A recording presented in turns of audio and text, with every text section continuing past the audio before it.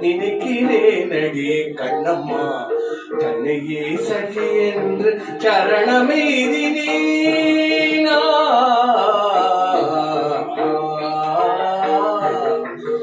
நின்னையே ரதி என்று நினைக்கிறேன் அடி கண்ணம்மா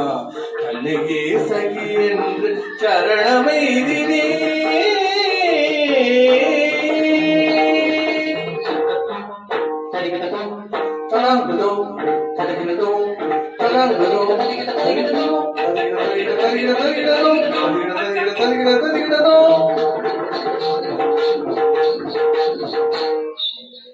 நின்னையே நதி என்று நினைக்கிறேன் அடி கண்ணம்மா